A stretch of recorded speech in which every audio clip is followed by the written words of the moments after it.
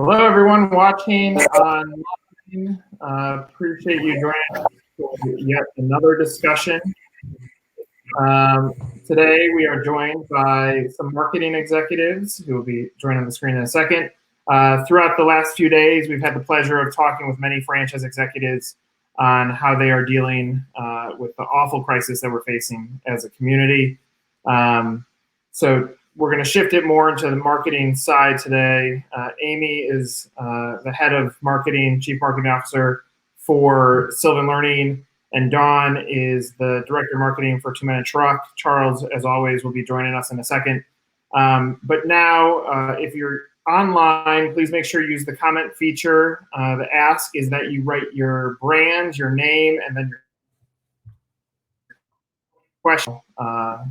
Can answer the questions as well. Let's see how the feedback ends up working now.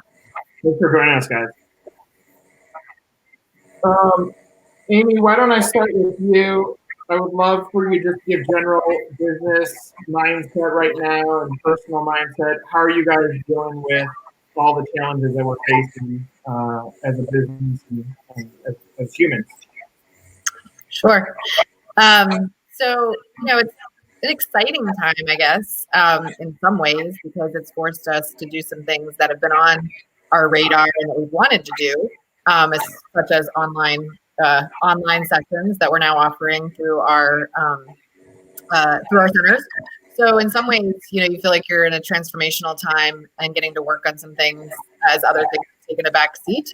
Our teams have been fully working from home for 2 weeks from the corporate office perspective, and that's gone on great. Video conferencing that everyone used to hate and had to get their hair done and, didn't want to sort of do. It's just the norm now, which is great. It's amazing in 10 days how that's happened.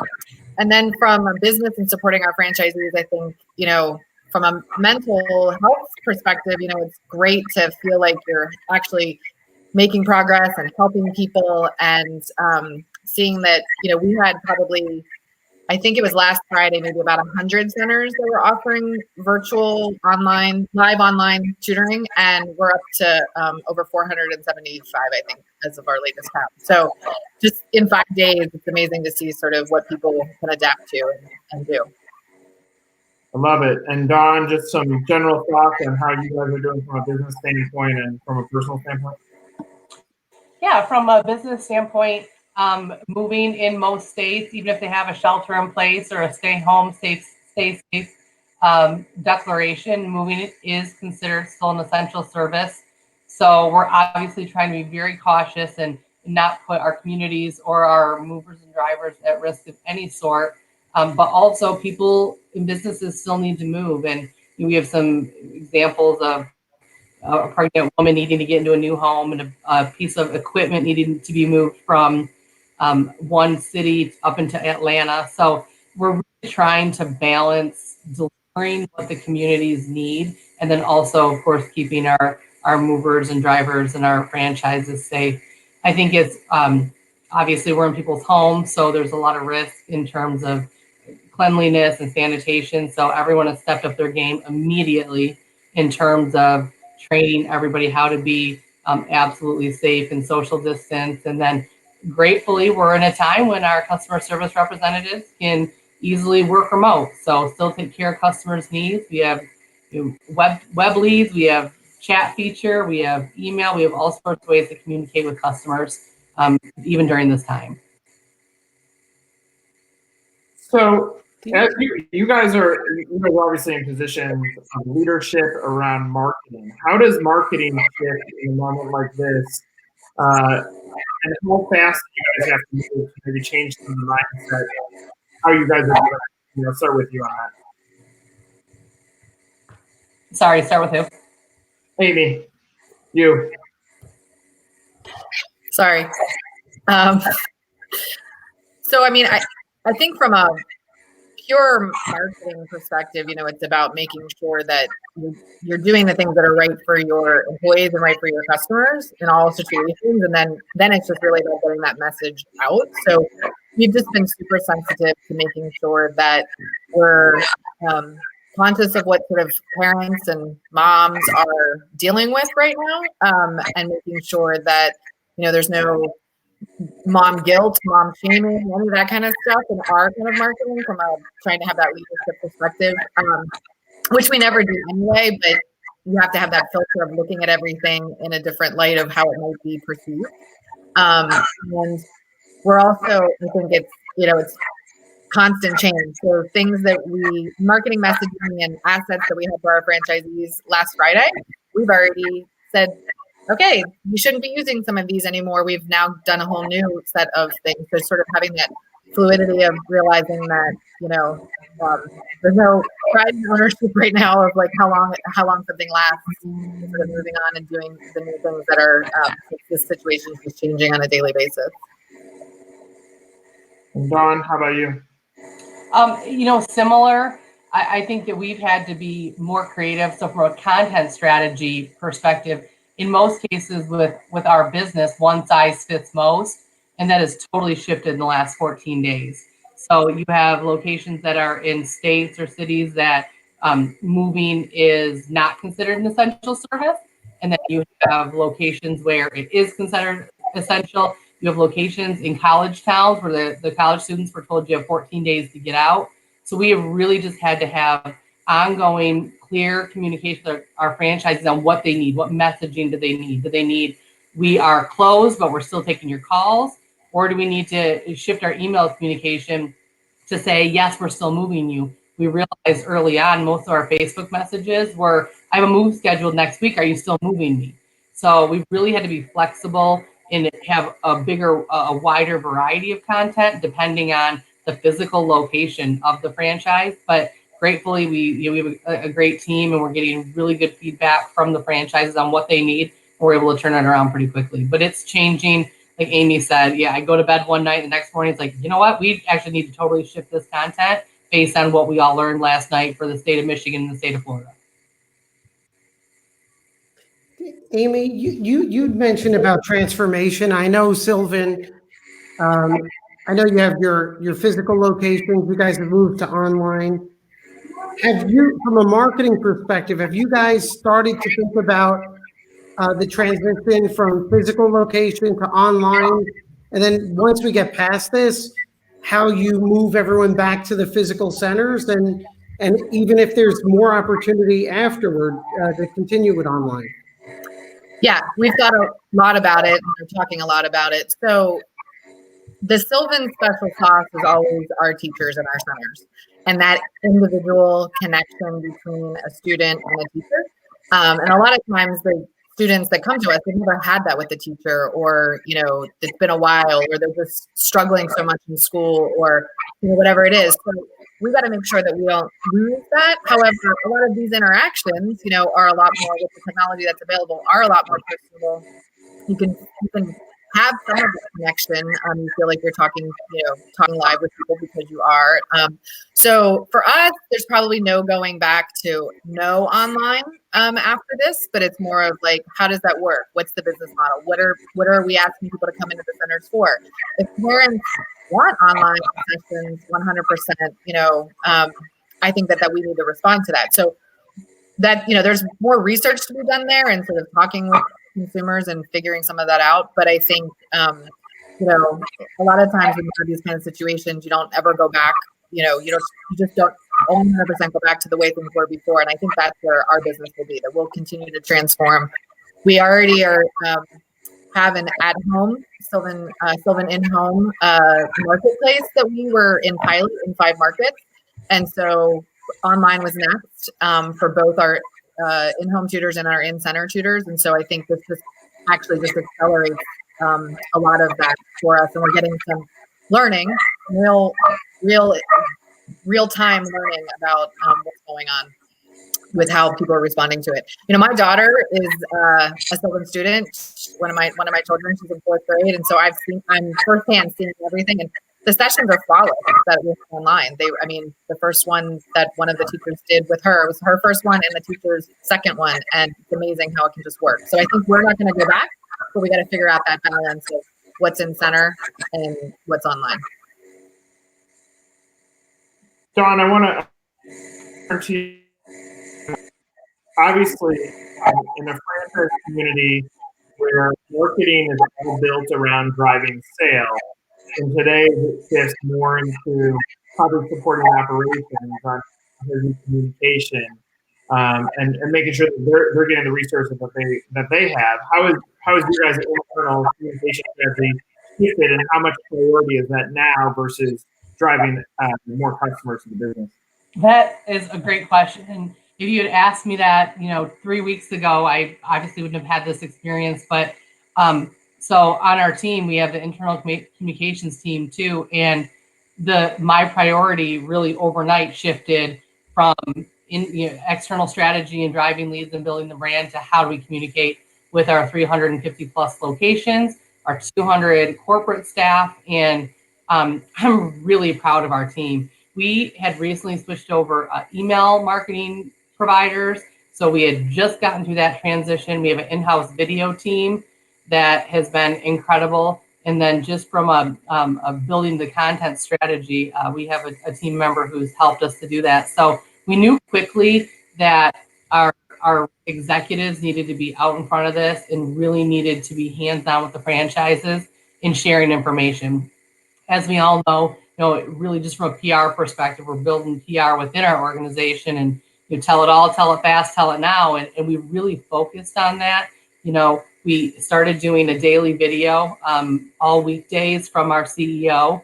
Sometimes he's shooting it. Well, actually now he is shooting it exclusively from his house. So it doesn't take a lot of technology. He's shooting it on his phone, getting it over to our video team, getting it uploaded, and then we're getting it embedded in that email marketing and sending out the information. The other thing we did very quickly was our intranet, like many intranets, is a beautiful giant web of information. And we knew that we're going to be getting information updates twice a day from all of our departments.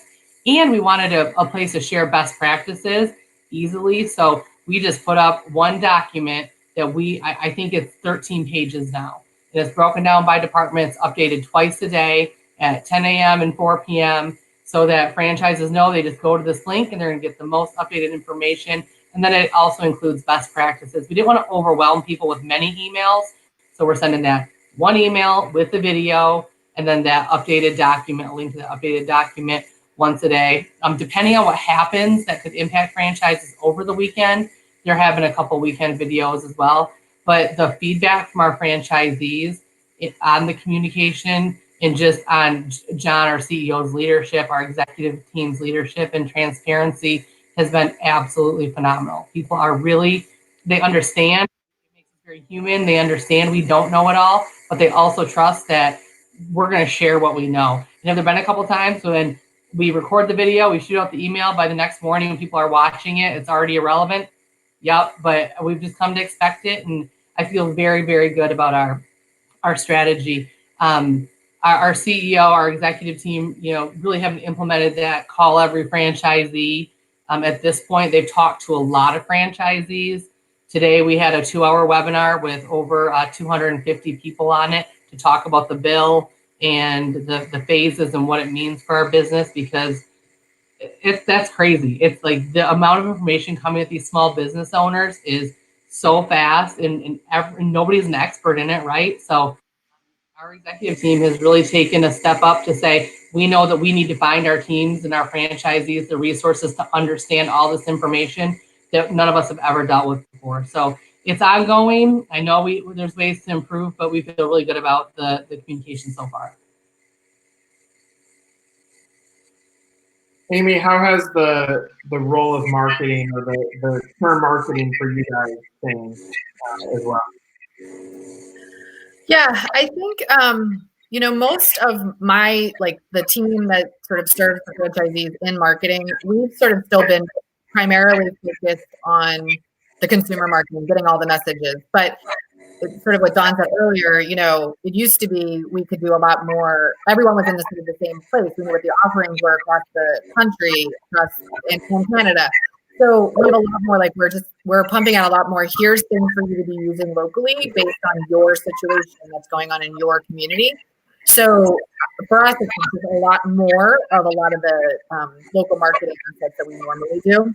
A lot of our internal communications comes out of our franchise support group, and they have been phenomenal and sort of knowing what's going on, getting it out. We've taken to a regular cadence of an email every day with updates. Here's the latest and greatest. And then we have on our internet site, the one place to go that has everything. It's similar, trying to communicate, where everything is, you can find it, and putting it all together as opposed to separated by, department, if you will, or function. And then we've had a weekly town hall call every Thursday. That's similar, like 250, 300 people, which is, a lot. And it lasted for an hour and a half, 2 hours, just sort of going through everything. I agree with Don wholeheartedly. Like the amount of information coming at all of our owners is a lot. And we got to figure out what's right for them right now. And we're just trying to help disseminate that. So a lot of, I think a lot of hands on deck across the entire company, doing that.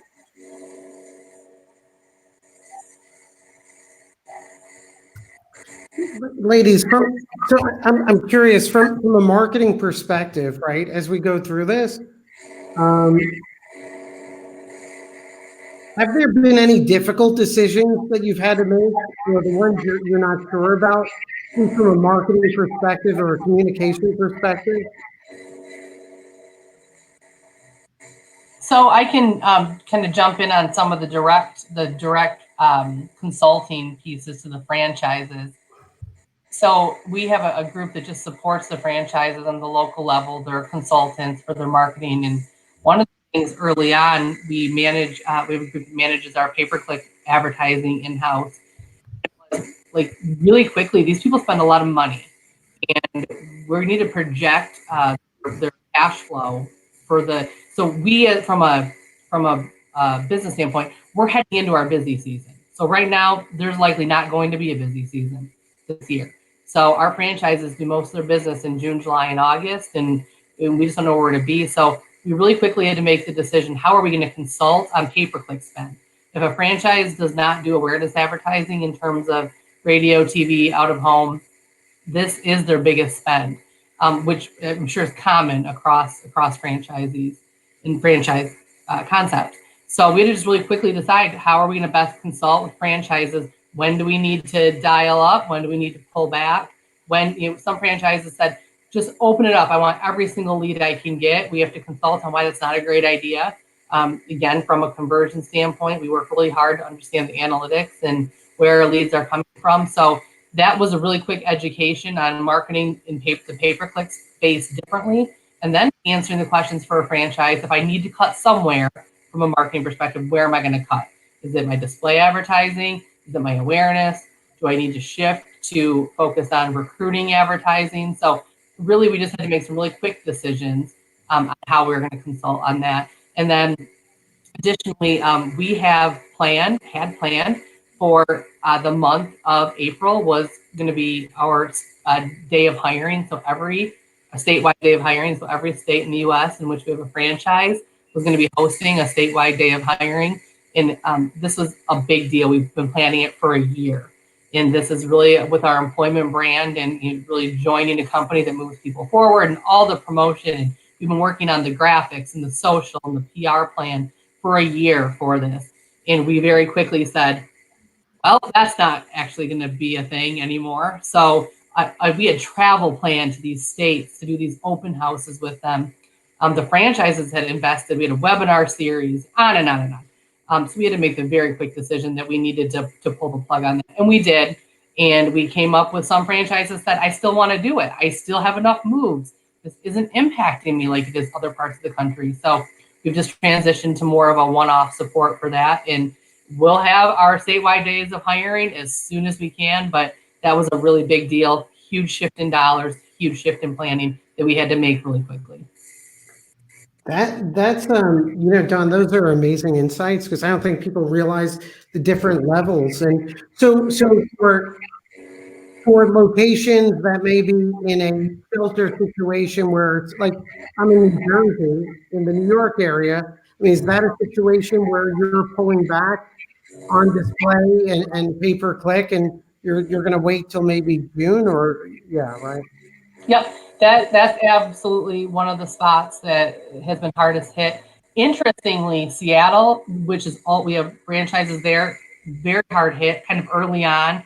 right? Had some of the shelter in place early on, but the community wants the movers. We have people filling out their reports saying, thank God you are still working and able to move me. I mean, there's stories that would make you cry of helping people in this situation. So yes, we're definitely pulling back, but we're still seeing, while cancellations have increased, and if people can push out their moves, they are, but we're still seeing a need in all of our locations. They're still booking moves because people still need to move. It's very strange. There's so many moving parts. Amy, I'm curious, how have you guys adapted to shifting your marketing spends for franchisees?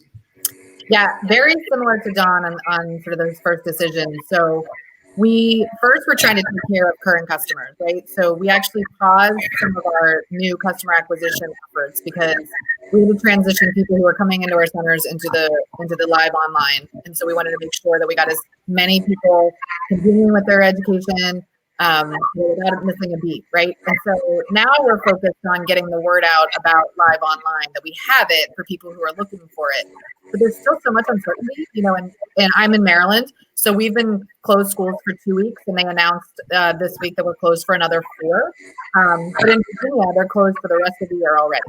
So there's different parents are reacting to some of these things differently. And so for us, it's really about how do we make sure that people know that we're here for them as a resource without trying to trying to seem like we're trying to capitalize on fear of kids not being in school for the rest of the year and not learning, right? And so trying to just really that balance of letting people know what we have, because we do have it and we can serve them right now today, versus, and in the future, right? Hopefully, the other thing I was going to say was with Don, we're going into our busy season too. Report cards just dropped. Now I think if you ask them a report card, oh, did that come home? I don't even know where it was, because a lot of them came home that last day before they didn't go back to school. And so it's even was that report card even that important? Because it's so much has changed. So we're really a lot of that focus is really on how are we supporting people, as opposed to that's the tried and true marketing that we know with report cards and progress reports and teacher feedback and all that kind of stuff. So. Okay.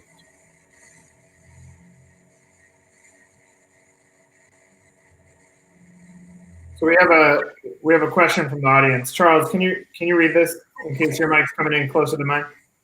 Sure. This is from Don. Hi.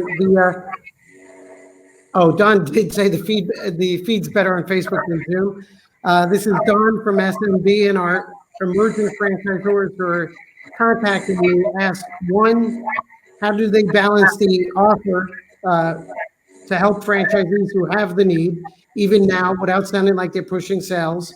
And two, how are they to address the cost of their services when people have less financial resources to pay for it? So I guess, Don, it's a little different, right? So if someone's coming to you, they need to move and they're prepared to pay. I guess, Amy, it's an interesting thing because Sylvan is a community resource. You're dealing with parents, you're dealing with legacy relationships, you're dealing with that community connection. So how are you guys balancing hey, you need to sign up and keep on track, and also hey, you need to pay for our services? How do you balance that? Yeah, so I think for us, one of the things I haven't mentioned, but there's so many free resources out there now, right, to help parents navigate this education thing, right? And so, it's almost overwhelming for parents about the free. So to answer the question, we're just really focused on more of the we're here to help message. So we have free resources, we have low cost, we have Random House workbook with Sylvan, right? So you can order those on Amazon, that kind of thing. And then we have our premium service that has always been available depending on what your needs are. So I think for us, it's really about that we're here to help, as opposed to seeming too salesy, right? And sort of, and even just what I just said before, where it's a little bit less about the urgency of why you might have called us before is just not there right now. And I think that's what we have to balance and not sort of saying in marketing. And then I think from the financial, we're always flexible on payment plans. That's a trademark of Sylvan, right? So, it's more about what can you, once we go through your program recommendation, then it's sort of figuring out what payment plan can work. And I think that can be true across, even if you if you don't traditionally have that, I think that's where the flexibility right now on the financial side probably is. Can you have the ability to accept payments across multiple months instead of collect it all at one time? Like, how can you work with your customers depending on what your business is? It's interesting because in the beginning you mentioned about there's a transformation, right? And there's a question that we're going to get to, but what I find interesting, Amy, too, is now with the online, there's a very natural way. I don't know if you offer like an introductory course, at no charge and whatnot, but now it seems like a great time too to start building out into the community and start seasoning relationships. Yep. So one of the things I'll come back. This doesn't. What I'm about to say might not seem like it's directly answering your question, but the other thing that's interesting for us, but I'll get there, is that a lot of times most parents aren't seeing their child learning when they're in a center, right? Like they go into the center, and mom gets an hour to go run some errands, or she sits in the lobby, but she's not there in the interaction. What's happening with the live online sessions, right? It's sort of like someone could be there right over my shoulder, right? You can see what the teaching is and whatever. And so that's actually, at first we sort of like, okay, not that we don't want a parent to see it, but it's also like you want the child concentrating, you want them to be not worried sort of about that. And it's also that connection between the parent, but it's also a great opportunity for us to answer the question, right? Because if we offer some either take your first session for free or sort of try it out for even 15 minutes to sort of get a taste of it, they can see the how great our teachers are, how great the curriculum is, and the parent can see it firsthand and how their kid is connecting with it and working on it. So I do think there's an opportunity for us to do a little bit more of the trial kind of thing than we typically do, because our in-center business, that's harder. Just the way that we work. It's not that it's not possible. It's just harder for us to sort of do the come on in and see what it's like from a real session where the child's actually getting a education benefit of it, as opposed to a tour or meeting with the director of those kinds of things. So I think I do think that'll become part of our marketing plan moving forward. I think it's interesting, the opportunity. Nick, could you put up the question by Ruth? Because I think it's a really good question, and it's Ruth from CodeWiz, and she says she's asking Amy, since you guys have transferred your classes to online, are you focusing on just the current customers? So, I guess customers who've been in the system, or are you trying to get new families to try out the virtual classes? How are they phasing the messaging so people know this is temporary and not a permanent shift? Yep. So I think we probably spent our first 5 days focused on our current, which feels like a month, but the first 5 days really focused on our current customers. But it very quickly, we were ready to take on more customers. We can service more, very seamless. So we've now shifted. So, I would call next week really week 3 for the majority of our centers. There was definitely our Seattle centers that were on the front of this that have had it longer. And there's still some of our centers in areas that they are able to still do some instruction in center because we can control the ratios, and they're not, there might only be 3 people and they're, more than 6 feet apart, those kinds of things. So in certain areas of the country. So, but for the most part, the majority of our centers are, or way more than the majority are, doing virtual online. And they can take on new customers. So I think from I've sort of answered this a little bit, but I don't think we're going to go back. So we're not as concerned about making sure people know that it's just quote unquote temporary. But I do think that we're still balancing with like the same great curriculum that we've always had in our centers is now also available live and online. So it's sort of the also. But I also think right now, people don't know how long this is going to last truly, right, for this. So I think we're okay with this we're just going to sort of take it sort of 1 day, 1 week at a time as far as that messaging, knowing that we're not going to put anything that says, that we're never going to go back to in-center or whatever, right? But just sort of like focused on what people need right now, because that's really all that people can comprehend. There's just so much, not just in your product and the category, whatever it is, there's so much going on in their lives. I don't know if you can see me, like I keep trying to tell my children, like I'm like, so, this one's really important. So, it's just, there's so much going on in everybody's mind 24/7 about every aspect of their lives. And even just like, what are they going to have to, how far out are they canceling? Right. For us, it's parents, it's sports seasons, it's dance recitals, it's all of the activities that their kids did. And there's still that uncertainty, right? And we don't know how far, right? You have a certain date right now that things are canceled to, but there's things that aren't. So for us, I think we're just focused more on what are we messaging right now, and just making sure we don't do anything that sort of signals that we're changing, that we would never go back, right? So with your guys' franchisees, I mean, you both stand in interesting businesses. Amy, you're in a business that still solves a big pain that parents have probably more than ever right now, that they're at home with young children who still need to be educated, and some school systems are kind of going like this and saying, we can't help you. So you're still serving a significant purpose there, and moving, even if you've moved your lease to month to month to withstand this, because there's no way you can even go out and find a new place. Event is going to pick up. It just might be a different year. Understanding that both of your customers remain engaged, does that buy a little bit more comfort from your franchisees? Do they understand that they may have picked a business that is almost like essential adjacent in a time like this? Are they recognizing the value of you guys, and you guys being obviously legacy brands that have battled through tough times before? I think it depends on the franchisee. I believe a majority of our franchisees who lived through the recession, who lived through 08 and 09, when Two Men and a Truck as a brand grew, when the housing market took a massive tank. I think the franchises that were around for that are much more confident and know they can get through it. I also think it's about your mindset, right? So you have a franchisee who says, we're never going to get through this. No way. This bill is going to put us under. We cannot pay these people enough. We're not going to have movers. We're not going to have moves.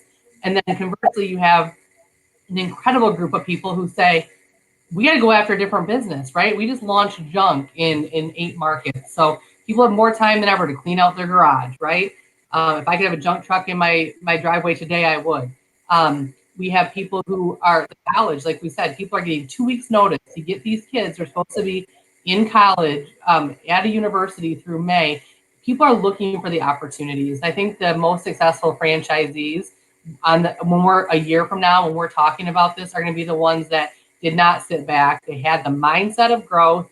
They had the infinite mindset. They knew that there is no end game. They're going to keep working to build the brand and to take care of people, regardless. It might look really small. You might be running 3 trucks for a little while, but we're going to go after how can we have trucks, we have people and products who need to get from point A to point B. How can we be a part of the better solution? And when our franchisees are community minded, they want to support their community, they want to keep their movers working, they're going to find solutions. I'm confident. Are they all going to? No. And that's nothing we can do as a franchisor. We can give everyone all the tools. We can help understand the language in the bills. We can help understand how the emergency leave acts and all of that works. But ultimately, it's going to be up to the individual franchisee to make or break this situation right now. Yep. I think we're very similar from a mindset perspective. The one thing that I would add is we've always sort of sold our franchises based on that education is recession proof, right? So, people are going to invest in education. Obviously, how much, this disposable income or reallocating their income, it comes into play and that ebbs and flows. But as an industry, people are going to invest in education. They're investing in their children. So we've always sort of sold on that. I think in this current situation, we've definitely had our franchisees are also community minded. They work in the community. They have children that go to their centers, and their friends go to school with people that live in the community. So I think that they really are proud to be part of solving the problem, right? And helping parents navigate this. And I said it before, but I think this is where we've done a really good job of a Sylvan program. Depending on where your child's needs is, we often get perceived as expensive, and we're actually not that expensive from like an hourly rate of anybody that you would have like sort of tutor your child. But we also have we have Sylvan Nation with free resources for anybody. It's free. It's always free to sign up. It's just an email address and you have access. We have teacher, all that kind of stuff. So we've always had that. We have beefed it up a lot from a content marketing strategy the last 2 weeks. I mentioned the Random House workbooks, right? So we've always tried to be that full educational brand, right? And sort of like serve everybody, because we want people to be engaged with our brand so that when they do have a need, they're going to come to us and be an in-center or now an online customer. So I think our franchisees sort of look at that whole, while certain things aren't going to make them, their individual franchise money or revenue, that sort of mindset of helping parents and then education sort of being a little more recession proof. I think that whole mindset is what sort of brought them to Sylvan. And I think they're seeing it now. We've had tons of, great feedback where it's like, this is what this is all, sort of being a humanity is all about, like us all working together to figure out how do we help more families during a time like this. Well, and the two of you probably have the mental mindset of both of you have been super loyal to the brands that you've been at. You've both weathered many storms there too. So at least it's not the same thing. This is the first time that we're getting hit with such a just a multitude from multitude of angles, health, financial, and panic. But at least the two of you in your guys' careers there, you can have reference points to when things were challenging and probably help guide you to be leaders in these situations too. Yeah, it helps too that on our executive team, we have, Randy, our president, who's been there for, I think we're pushing 20 years. Our CEO started in a very different role, but today he is our CEO. He started in IT and he's been with us for 10 plus years. Our chief talent officer started as a receptionist 17 years ago. So that absolutely adds some credibility to the executive team. And they have it comes down to the relationship, right? It comes down to the relationships that the executive team has with the franchisees, which should be reflected in how the franchisees treat their teams and the loyalty that they're going to have for those movers and drivers and those customer service reps to help them weather the storm. Yep. We have our executive team, myself, I've been with Sylvan for 18 years, and Susan, who's our chief franchise operations officer, she was a former franchisee. That has been invaluable, right? Of sort of, she had that can-do attitude as a franchisee, and having her on our team has really, she knows all the systems, she knows how to figure it out. And, we basically turned from an in-center tutoring business to a virtual tutoring business over a weekend, to really, it started with the Seattle and the California centers. And it was like, what are we going to do? Sort of even before we realized how fast it was going to come. But I think the loyalty to Sylvan as a brand in general, both from our franchisees, our corporate staff, and, the teachers that are in the centers. I mean, these are teachers who love teaching, but they love teaching at Sylvan too. And so that for sure has helped. It's a great place to, we're very proud collectively. All of those people are very proud of what we do. It's why we have like a longevity with, I think one of the teachers that was teaching my daughter on Wednesday has been with Sylvan longer than I have potentially. So, and she has another job. She has a full-time job, but she teaches at Sylvan after school. Now she's able to teach in the morning, but, I think that loyalty really does carry, brands through, and having that sort of backbone, if you will.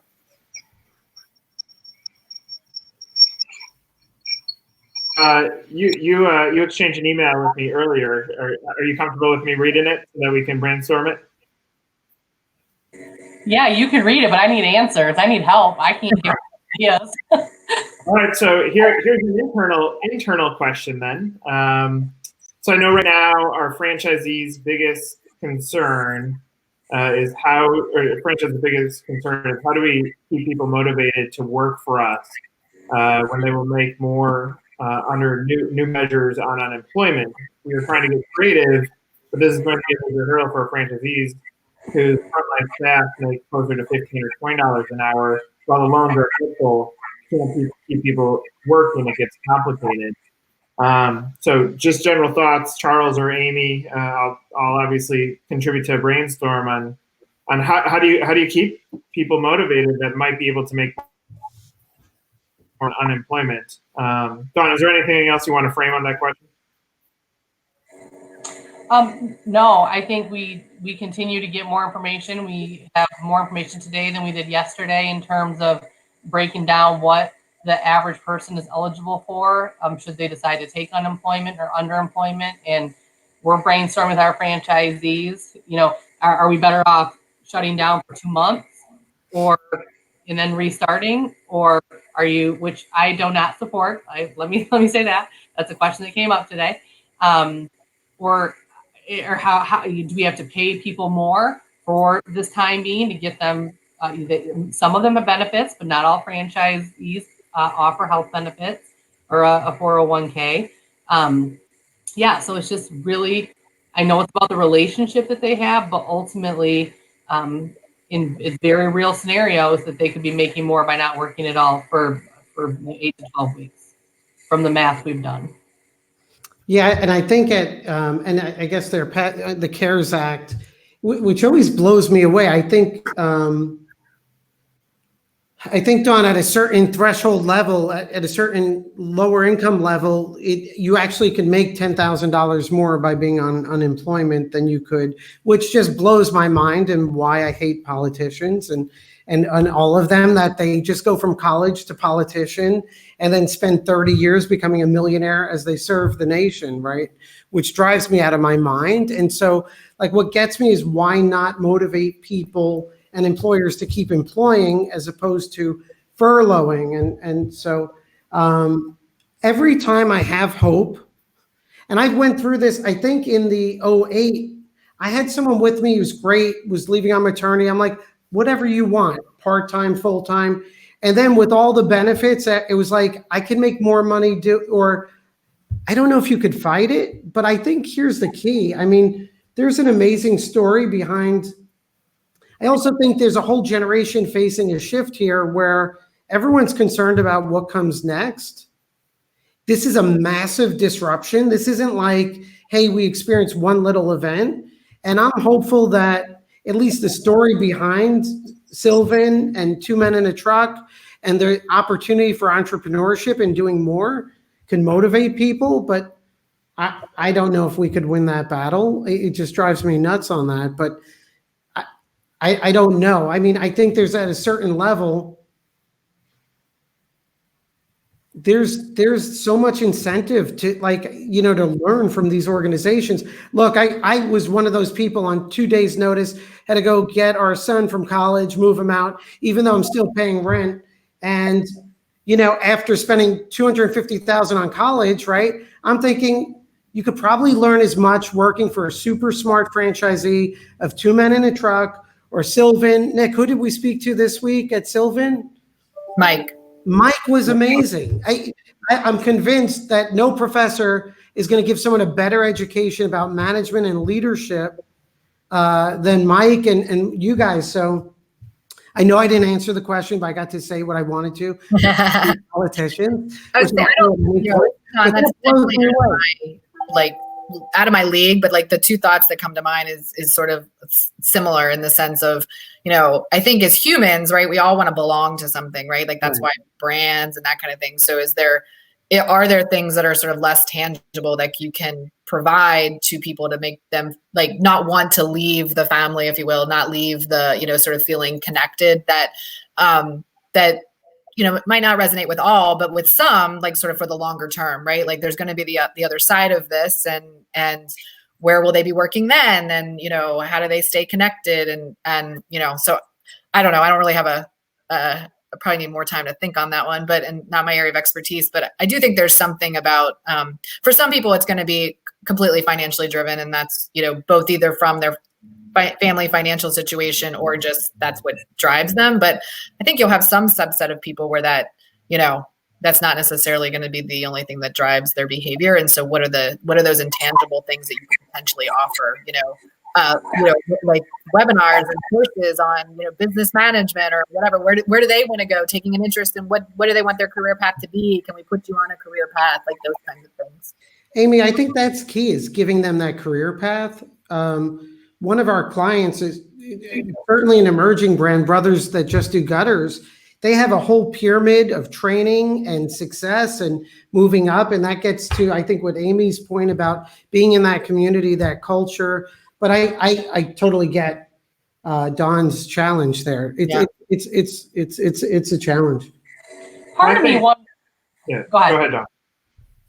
I would say part of me wonders if it's a little bit of an unrealistic fear on our part because in our industry. To your point, we had already begun before this even started last year a program called Train to Retain. We're in the slow season. We're paying the guys to come in and take a bunch of classes that help them with life and with the business, and if they want to become a manager. So I do feel very fortunate that we already have that in place. We're in fact using ad fund dollars for that because we know that hiring somebody and training them is more expensive than keeping somebody good. We all know that. So we felt like it's ad fund dollars we can use for that program. Super excited about that. So, and we've had a great response. And two, it goes back to mindset, right? Like if you can see that this might be a short reprieve in getting money to pay to sit on your butt, but you also know that there is an end to it. So really it's like we need to build our internal communication strategy to show these frontline team members that this is reality. You might make more for this period of time, but here's what we have. Here's what you're a part of. And we have turnover anyway, just because of the nature of the industry. But I do believe, I hope I'm not being overly optimistic, but I believe there are a core group of people that don't want to go anywhere. They want the option. They don't want to sit at home and just collect a check. Yep.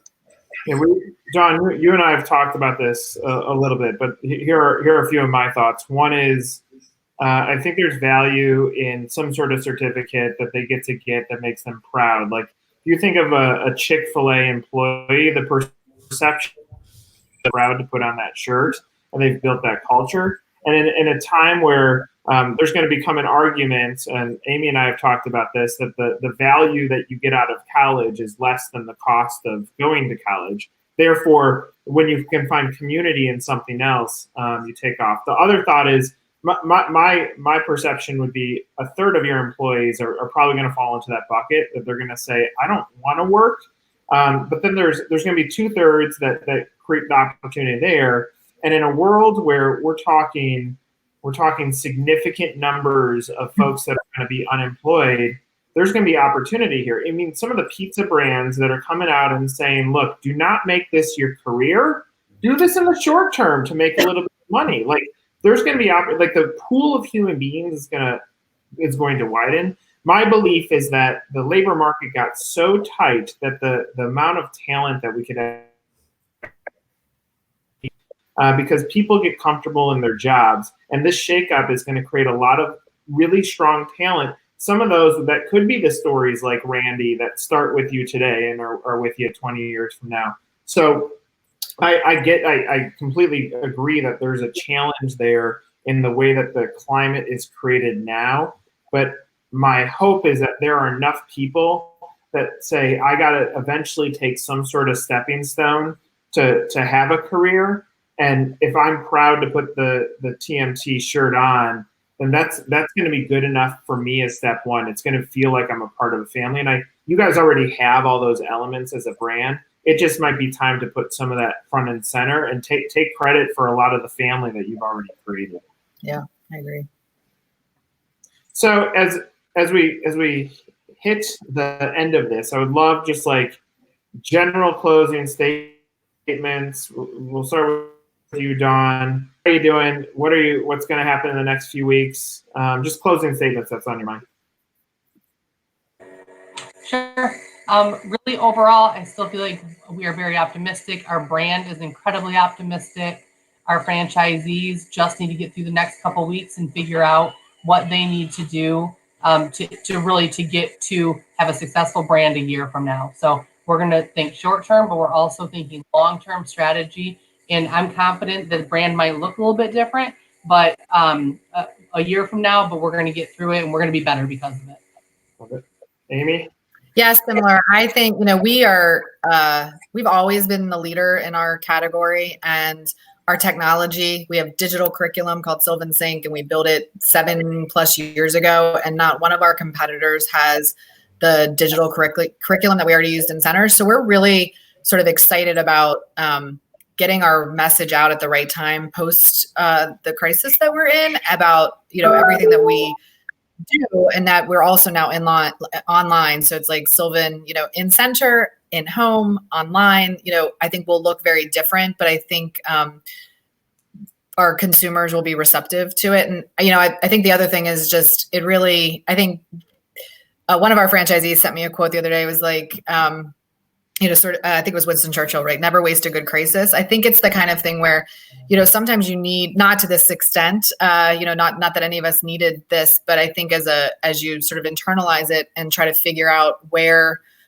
we should go, some of those, what you think is important isn't always necessarily important. And it helps you reevaluate what your priorities are and what we can do to sort of stay the leader.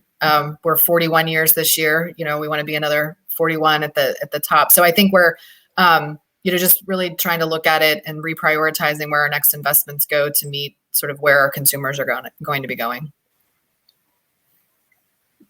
Charles?